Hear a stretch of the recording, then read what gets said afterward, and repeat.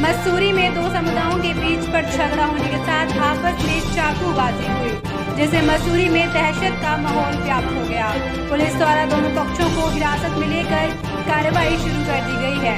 बता दें कि मसूरी के एक युवक द्वारा मसूरी जैन धर्मशाला मंदिर के पास कपड़े की दुकान पर कपड़े लेने गया था, जिस पर युवक द्वारा कपड़ों को उधार में देने के लिए दुकानदार पर जबरदस्ती करने लगा। दुकानदार ने युवक को उधार देने से इनकार कर दिया और इसी को लेकर युवक द्वारा दुकानदार और उनके साथ के दुकानदारों के साथ जमकर बहस और गाली गलौज करी और वहां से भाग गया। बताया जा रहा है कि दुकान से झगड़ा करने के बाद दोनों पक्ष मसूरी सिविल रूट पर सैंपलिंग स्टेट के सामने एक दूसरे से भिड़ गए, जिसमें से उधार मांग रहे युवक ने चाकू से दूसरे पक्ष पर वार कर दिया, जिससे वह गंभीर रूप से घायल हो गया।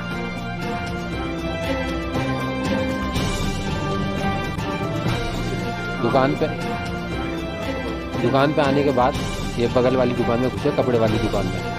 वहाँ से इन्होंने कपड़े लेने की कोई बात बूट हुई इनके आपस में, तो उन्होंने उधार देने के लिए मना कर दिया। इसने पहन के ट्राई करा, तो इसने पहनने के बाद बोला कि पैसे नहीं दूंगा तो क्या उखाड़ लोगे, ऐसे शब्द थे इसके वहाँ पे। उसके बाद बोलता है कि 3 दिन बाकी हैं तुम लोगों के यहाँ मुसलमानों के, उसके बाद यहाँ पे भी उत्तरकाशी वाला हाल होने वाला है। उसके बाद हम लोग यहाँ गाड़ी देखने आए थे, वहाँ से ये पापा को गाली दे के भागा दुकान से। हम लोग यहाँ सिविल पे गाड़ी देखने आए, यहाँ पे इसने चाकू निकाला, इसने चाकू से हमला शुरू कर दिया। ये अकेला था फिलहाल, इसके पीछे 3 लड़के और आए थे।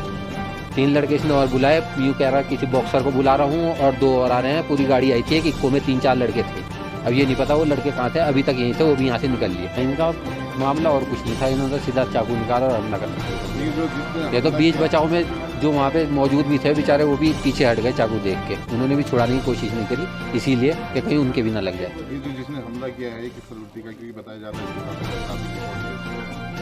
इसे तो बस यही चाहते हैं भाई, इसे कड़ी से कड़ी सज़ा मिले, इसे जेल भेजा जाए और कोई नहीं। कंप्रोमाइज़ इसके साथ कोई नहीं होगा। माहौल ख़राब ये करता है हर बार का इसका। ये एक बार पहले भी इसने फेसबुक पे अभद्र टिप्पणी डाली थी इसने, उस टाइम भी हमने इसके खिलाफ जो है मुसलमान समुदाय ने जो है इसके खिलाफ जो है रिपोर्ट लिखवाई थी, पर फिर भी कोई एक्शन नहीं लिया गया। हम भैया ने कहा, मेरे को फ़ोन करके बुलाया था। मैं जैसे ही पहुंचा तब तक भैया के उन्होंने दोनों के मार चुका था।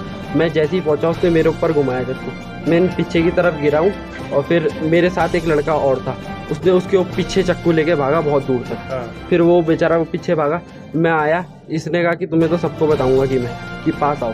हम थोड़ा सा पीछे रहे, फिर इसका दोस्त आया, उसने उसके हाथ से चाकू लिया। अब पता नहीं वो फेंका नहीं फेंका, क्या हुआ उसके बारे में नहीं पता। एक तो जो दोनों समुदाय के जो दोनों लड़के हैं जिनमें ये झगड़ा हुआ है, इन दोनों को एक तो मौके पर अरेस्ट कर लिया पुलिस ने तत्काल पहुंचकर, एक बड़ा मामला होने से रोक दिया, नंबर 1। नंबर 2 बात यह है कि दोनों की तहरीरें ले ली हैं, दोनों के मेडिकल कराने के लिए भेज दिए हैं, दोनों ही तरफों से FIR लॉन्च हो रही है। दूसरा, चूँकि मौके पर जो कार्रवाई की गई तत्काल 151 की कर दी गई थी घटना के समय पर ही, वो अपनी जगह पे अलग है। इसमें ये देखेंगे कि घटना का कारण क्या था, किसकी गलती है, CCTV फुटेज देखेंगे। इसके अलावा ये भी देखेंगे कि आसपास के लोग क्या कह रहे हैं, एविडेंस क्या है, कैसे शुरुआत हुई, कैसे।